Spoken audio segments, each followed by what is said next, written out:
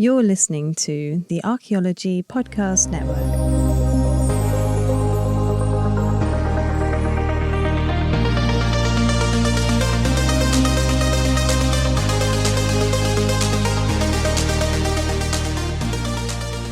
Hello everyone and welcome to ADHD BCE. This is episode 5 of season 2, and in this episode we're going to be talking about something very close to my heart, and it's one of the biggest turning points in the entire human story, and that's farming. And we're not going to just be talking about where it began or how it spread, but what it did to us.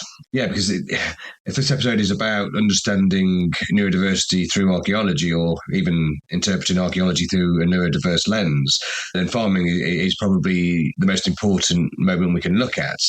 And that's because for around 300,000 years, Homo sapiens lived as hunter-gatherers, and that's off the back of millions of years of similar subsistence strategies, hunting, gathering, and whatnot. And at this point in our story, we're always talking about small populations moving through landscapes and constantly adapting. And I think, so before farming began about sort of 12,000 years ago, the global population is estimated to be around 4 to 6 million people. By the time we reach the early centuries AD, that number has grown to somewhere between 170 and 300 million people. And of course, today we're up over 8 billion people. So let that sink in as a form of significance, because almost all this population growth happens after farming begins.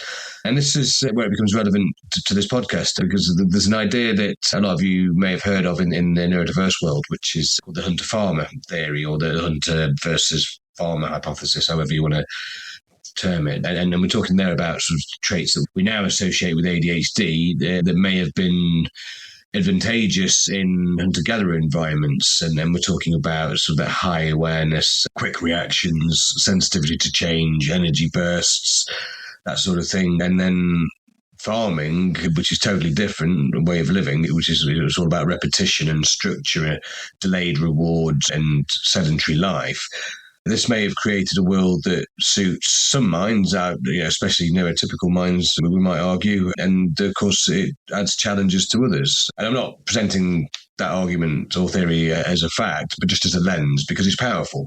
Because, a late diagnosed neurodivergent, I have an experience of going through the school system and trying to figure out how to be an adult and then really struggling with life. And I think the one thing I love to look at, I've always felt this way when I first started learning about the origins of agriculture. I always had this thing that when we penned in the animals, we also penned in ourselves. And here's the deeper layer, because the human nervous system didn't evolve 12,000 years ago. I've mentioned it in the beginning of this season. It didn't even evolve 300,000 years ago. It was old by then. It's built on foundations hundreds of millions of years deeper than that. And these systems were designed for movement and unpredictability, scanning for threats and reacting. And within a few thousand years, we move from savannas to settlements, from, and into cities and into classrooms. And that's not evolution catching up. That's behavior outrunning biology. And I think the best way to go with this episode is now to look at where farming begins. And in archaeology, we talk about the Fertile Crescent, and this is where we think it all started, and that they have the earliest well-understood evidence comes from the Fertile Crescent, which is sort of a curved region that stretches from eastern Mediterranean coast up through southern Turkey and down into Iraq. And back then, 12,000 years ago, it was a landscape that was rich in wild grasses, especially early forms of wheat and barley. And that's where domestication begins. And what does domestication mean? Let's slow that down for a moment, because when we say farming begins, what does that actually mean? It doesn't mean somebody suddenly invents agriculture. It began with gathering. And imagine harvesting wild wheat in the wild. When the wheat ripens, the seed naturally falls onto the ground.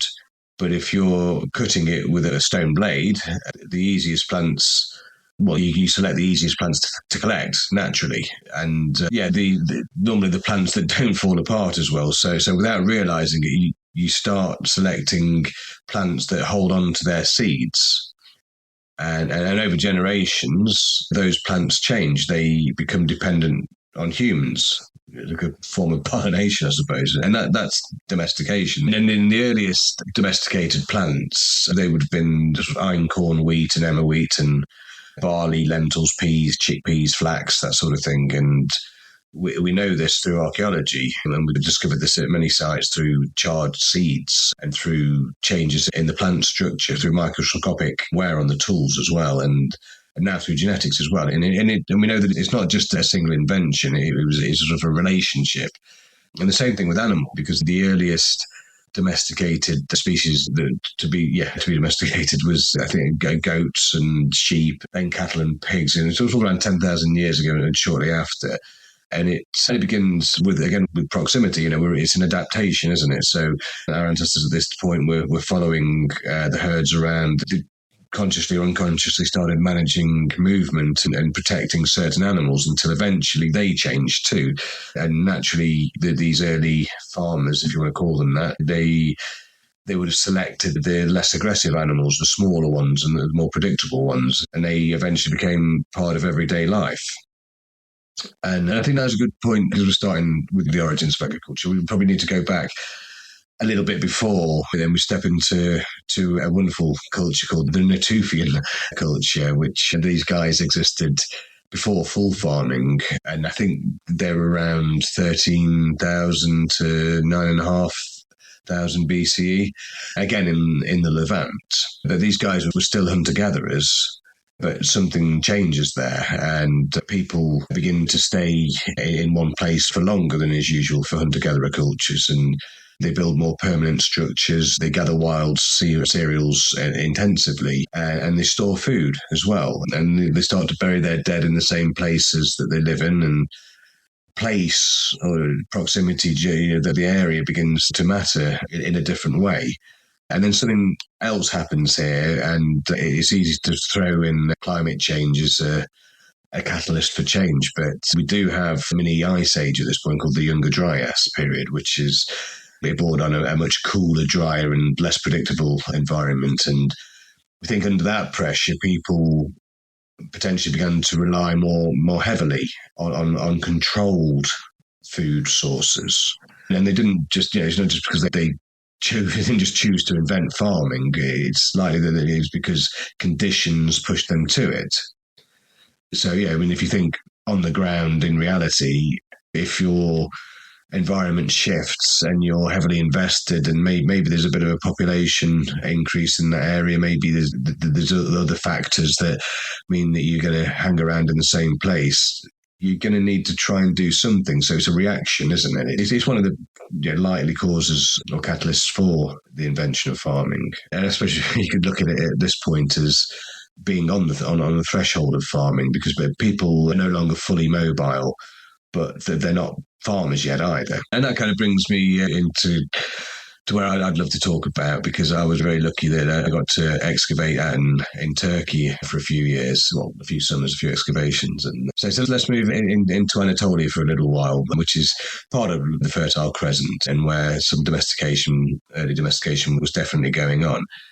And I'll just mention a couple of sites that I was lucky enough to excavate. I only spent one season at Pınarbaşı, and then I was lucky to spend a few seasons at a site called Boncuklu Höyük, which was just a few miles down the road from the archaeologically infamous, legendary Çatalhöyük. So let's go there for a little while, because I have spent some time excavating in this landscape. And so Pınarbaşı and Boncuklu, wow. What you see there is not a clean break into farming again. I mean, Pınarbaşı was a multi-period site. I was lucky enough to excavate there. I excavated a Byzantine burial there. There was a Bronze Age burial, and we also found a much older burial right at the end, which was, forgive me, I can't remember now, it was a long time ago, but I'm pretty sure that was likely to be a Natufian age burial. But so Pınarbaşı was multi-period, but there's a crossover from that sort of Natufian culture into the early farmers, and I think we're talking about sort of 9,000 to 7,800 BC, and these guys were still heavily reliant on wild resources there. Whereas, I can't remember how many miles it was. It's probably an hour or two's drive. I'm not sure. It's a huge place, Turkey, but down the road at Boncuklu Höyük, we're talking more like 8,300 to 7,800 BCE, and that's what we see early sedentism, but not quite what you'd call farming, actually. Maybe small scale farming, but there was definitely a lot of usual sort of foraging going on as well. And now, of course, this was just before, about 1,000 years before Çatalhöyük was established. And I remember it sort of blew my little brain that just down the road 1,000 years before, we get this sort of shift at Boncuklu, because prior to that, obviously pre-farming, most houses were temporary and fully circular. Hunter-gatherer buildings and shelters tend to be circular just for the ease of setup. That's just how those guys did it.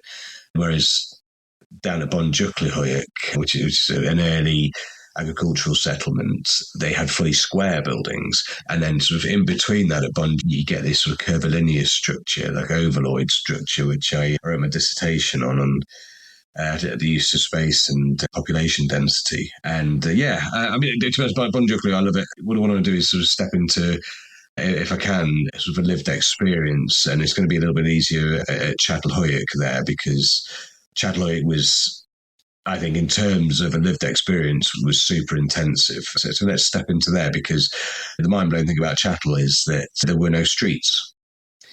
Okay, so you moved around at Çatalhöyük over the roofs, you walked across the rooftops, and to get into your house, you climbed down into the houses through the ceiling.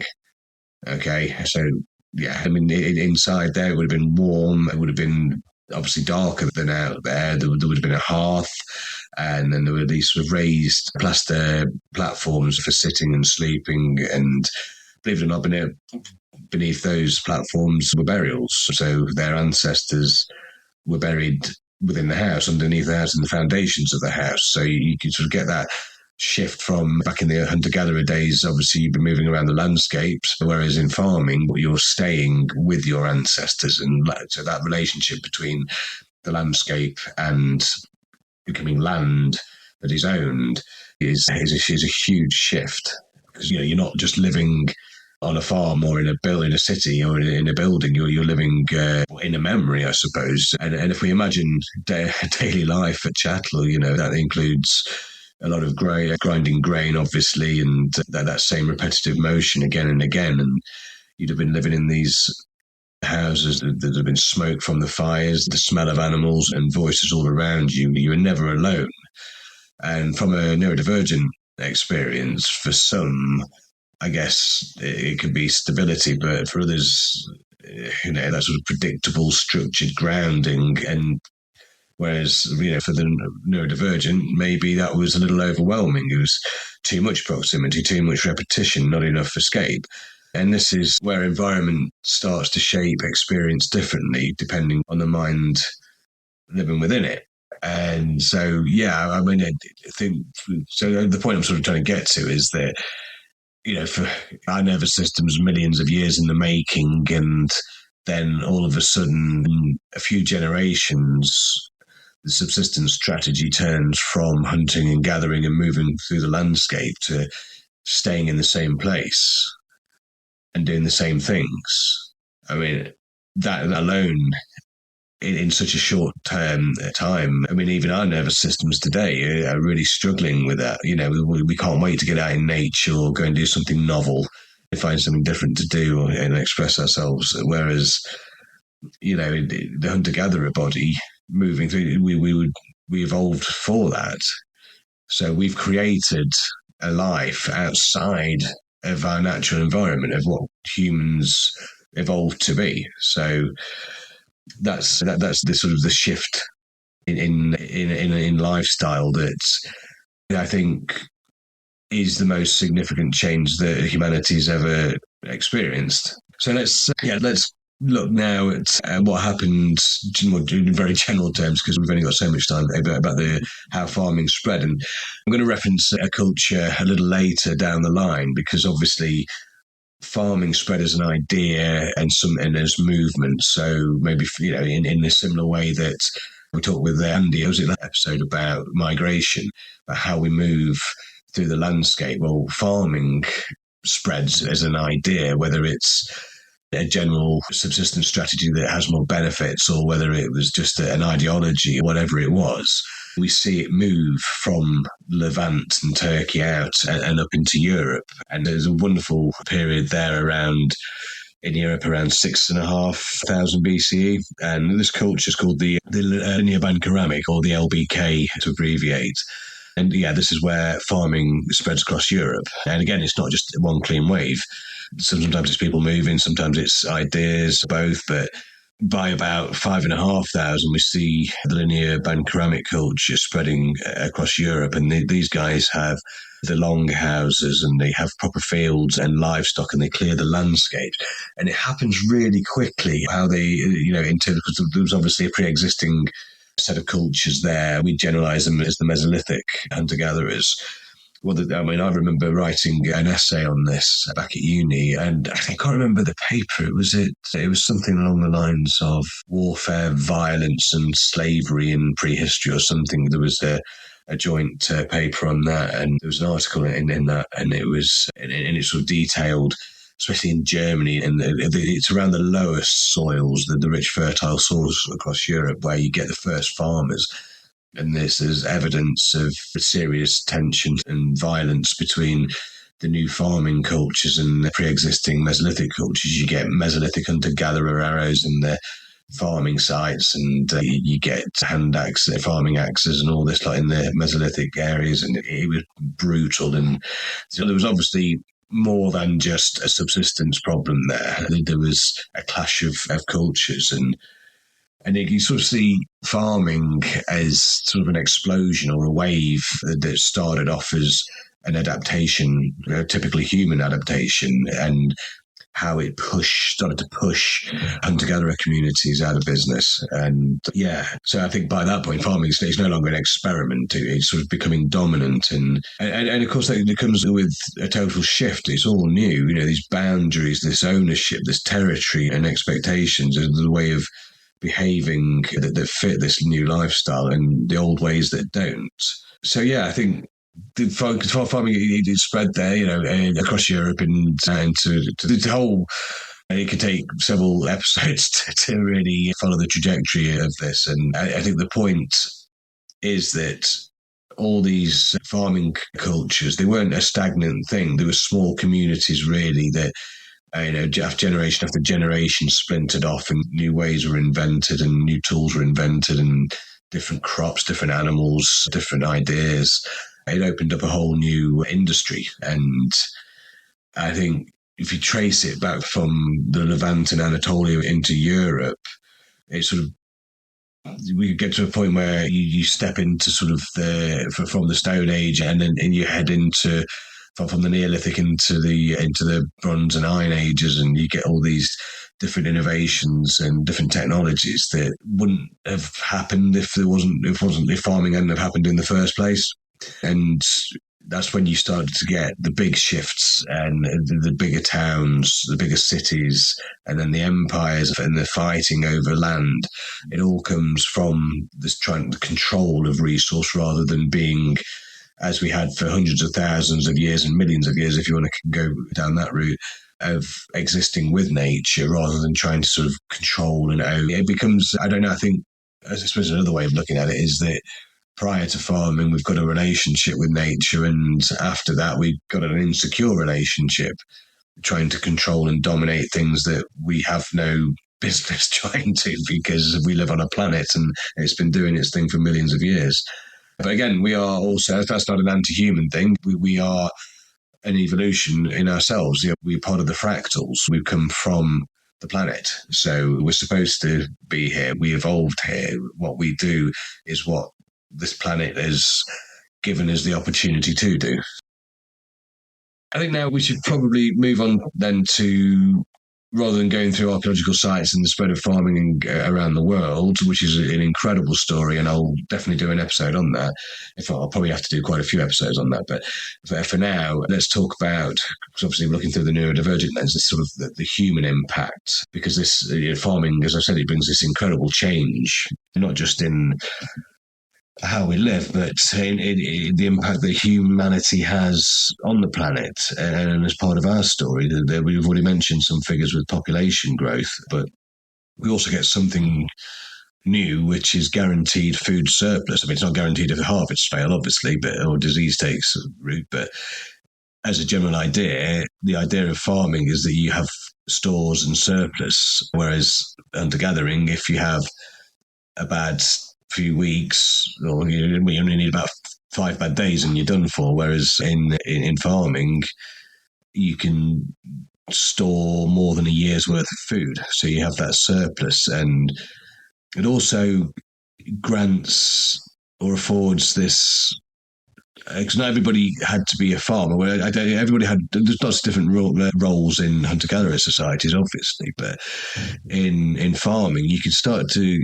You could get specialization. You could get full-time smiths, artists, creators, engineers, whatever were needed. And these specialist roles afforded civilization. You could build aqueducts and bridges and reservoirs and field systems and roads and whatever else you needed. And that's where you get that sort of explosion from town, little villages that are temporary, to towns, to cities, to empires. But of course, it wasn't all good news, not least for the local environment and the local animals and insects and all these things, the biodiversity. But also we get disease problems, we get malnutrition because we limit our diet. And we also get repetition, which is something I really struggle with, and hard labour as well. It's, there's a lot of back-breaking work. Obviously, from a hunter-gatherer sense, especially if you think about our Neanderthal ancestors, all our ancestors doing all this hunting and whatnot is incredibly challenging and dangerous, and there would have been many injuries. But when you get to farming, you get all these sort of repetitive tasks of clearing the fields and all this hard labour. And weirdly, you actually see some changes from the hunter-gatherers to the early farmers. Early farmers are often shorter and less healthy and more prone to illness, and possibly more related to how diet became narrower, because obviously life being more structured, you and your food resources going from season availability as you move through the landscape, you actually, if you're going to live, yes, you might have this food surplus, but if a lot of that surplus is grain, then you're already limiting your diet. And you see this in teeth and bones and all sorts of interesting ways in the archaeological record. And yeah, I suppose there's this other change as well from an immediate return. As you're hunting and gathering, you walk around and you get that buzz of finding some fruit or seeds or animals or something you need. Replace that where you plant something and you wait, or you domesticate something, you breed from it, and you have to wait, and you have to hope that it survives and that you get to reap those benefits. And from a neurodiverse perspective, some minds that shift matters deeply. That move from sort of a flexible, responsive environments to structured, repetitive ones. And that's not a small change. It's an entire change. It's flipping the coin, And I think from a farming perspective, if you think about this wave that we talk about from the very first farmers and the spread around the world of farming, this story, it becomes very real because farming hasn't stopped expanding. It hasn't stopped taking over the world. It hasn't stopped changing, even within a few generations. I mean, from my perspective, so I'm from farming families, and I remember, seeing photos of my great grandfather with Shire horses to my granddad's first tractor during the Second World War. We've moved very quickly from much more traditional mixed farming to mechanization and fertilizers and pesticides and specialization. You're now just a dairy farm, or you're now just a sheep farm, or you're now just an arable farm. A lot of this comes off the back of the Second World War, because there was obviously the huge push to produce more food. So land farming intensified and outputs increased just to keep people alive, just to keep enough food for everybody. It worked, but it came with consequences because modern farming is obviously responsible for a lot of soil damage and biodiversity loss and environmental strain. And now, weirdly, we're shifting again and asking new questions. I mean, we were organic for the last 30 years, I think. And so this kind of question is pertinent to me. I mean, how do we farm more sustainably? How do we repair the ecosystems? And how do we still feed billions of people? And at the same time, very excitingly, farming's also moving back into cities. Because if you think about it initially, the first farmers would have all been farmers to a certain extent, certainly farming families, and that farming was outside the front door. And as towns and cities grew, that farming was pushed further away from people, and people were more separated from farming, but also from nature. And now, through vertical farms and lab-grown food, we're actually producing food in cities. We're sort of moving back in a little bit, which is a huge. I mean, think about it in terms of if we invest in this technology and suddenly within the next generation or two, we can produce a lot of the food for cities within the cities themselves.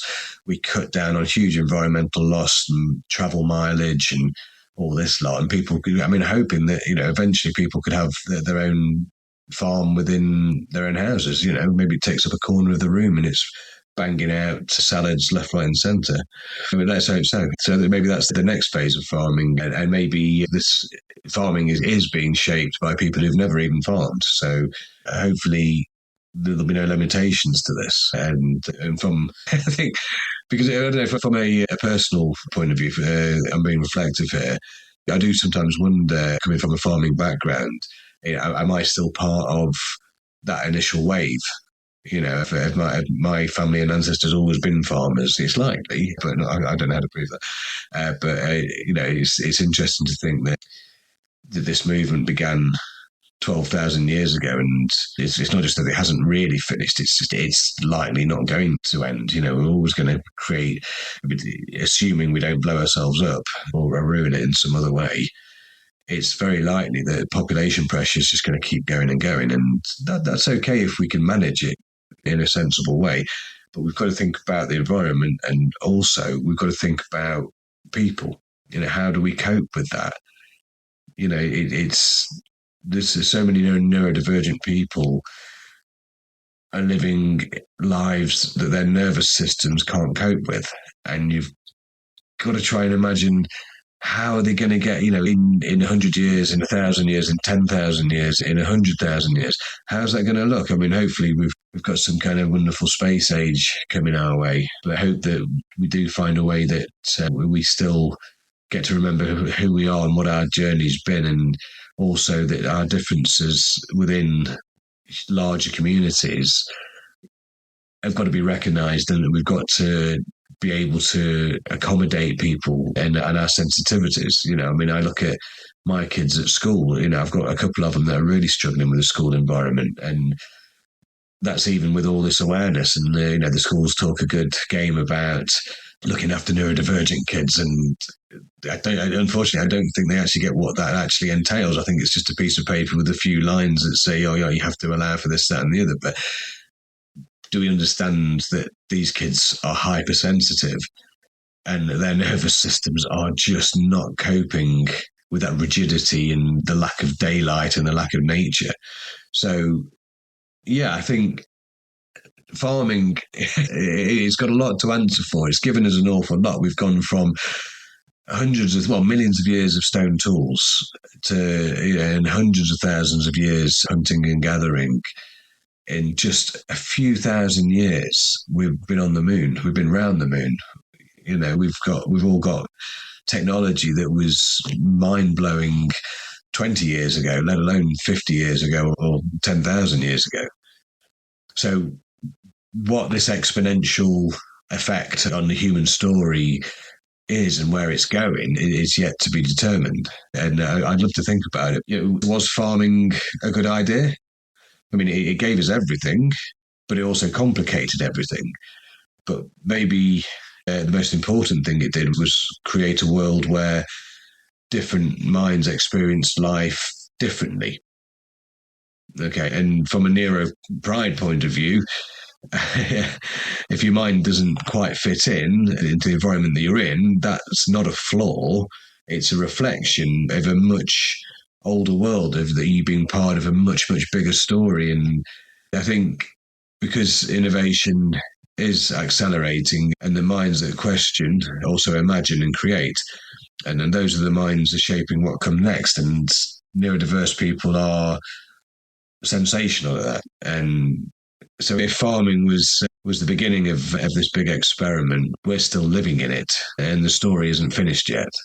But before we finish, I want to come back to, and I'm sorry if you don't think I've gone into enough detail with farming in an archaeological sense, because I really haven't. We've just sort of used farming as a lens, really, rather than this being an episode purely on farming, its origins, because it is a magnificent story. It's truly epic and sensational. You look at the epic things that came out of it. We haven't even talked about how quickly we went from no real human structures to Stonehenge and the pyramids and these great civilizations and whatnot. So there's tons to talk about there, and there's loads of material out there. So go fill your boots. But for the purpose of this podcast and this particular episode, I just want to sort of finish with something we touched on at the beginning, which was the idea or the theory that's often called the hunter-farmer theory. And it's not strictly archaeology, and it's not something we can prove in a clean scientific way, but it is a great way to think about it, and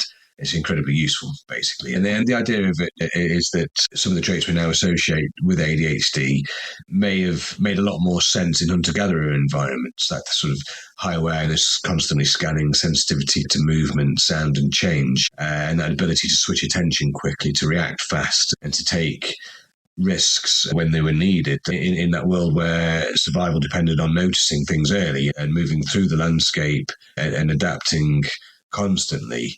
Those traits weren't a disadvantage. They were so useful, essential, that, that's before that environment changes. And I can't remember who I saw.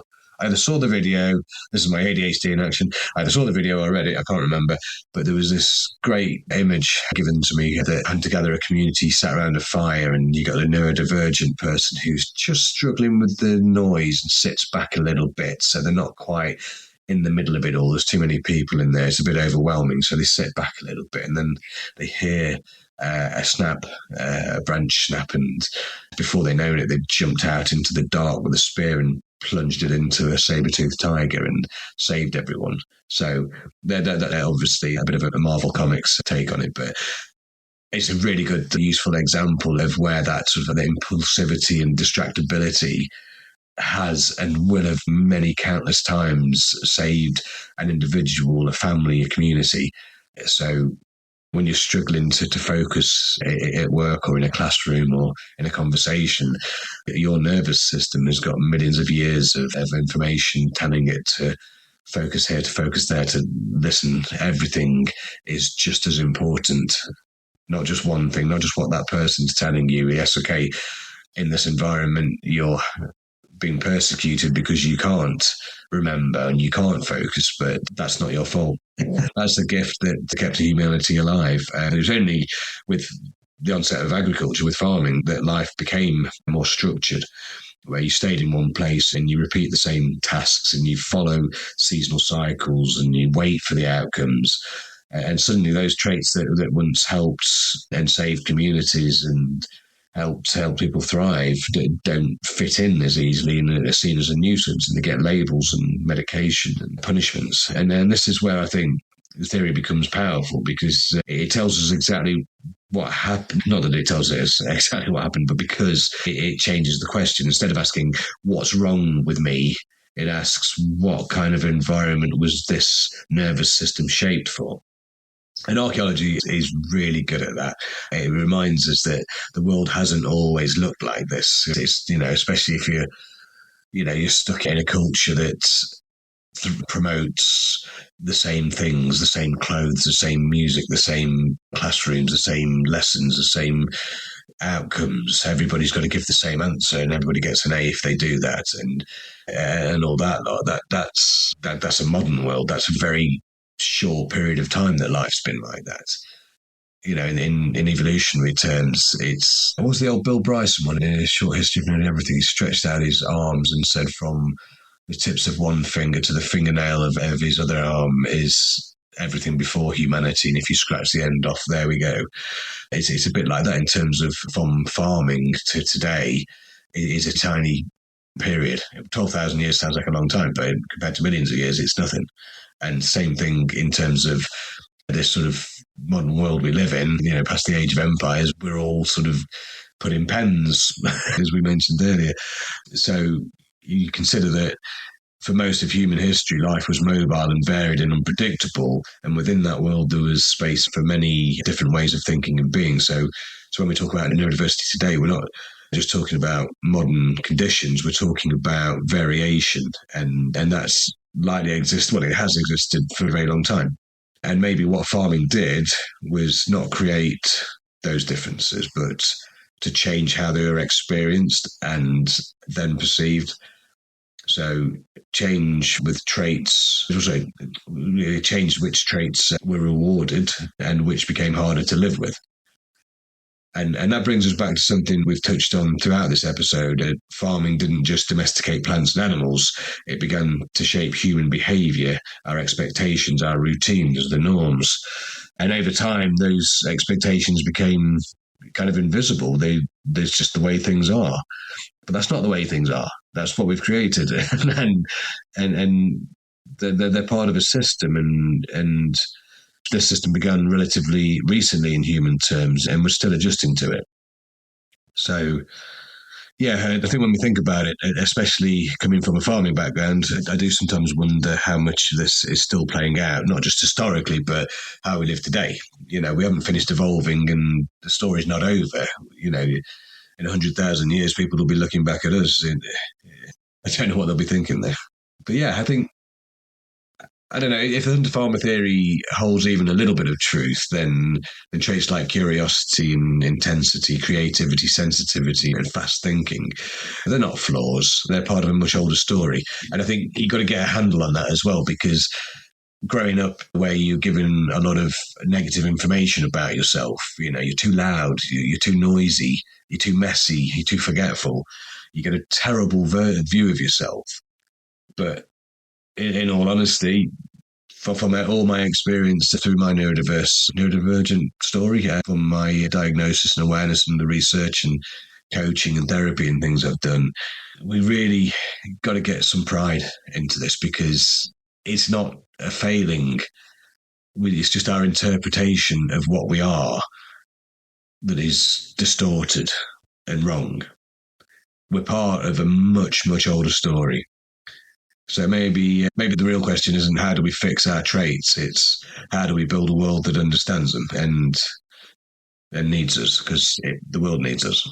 So I don't really know what else to say at this point. There's so much more we could talk about with farming and hunter-farmer theory and being neurodivergent in the post-farming world. So, or post-hunter-gatherer world, I suppose, isn't it? We're in the farming world. So, I don't know. I'd love to hear your thoughts. If you have any, find me I'm just on Instagram at the minute. I still not sorted out my social media presence, but I'm sure I'll get around to it at some point. But I've got another episode left in this series, which will be out in a couple of weeks, and then we're going to move on to something slightly different for season 3. So, thank you for your company. I hope you're doing well. And I hope this episode has helped you get a little perspective on neurodiversity and the impact of farming. And love to you all. Thanks so much for listening. I'll catch up with you soon. Cheers. Bye-bye.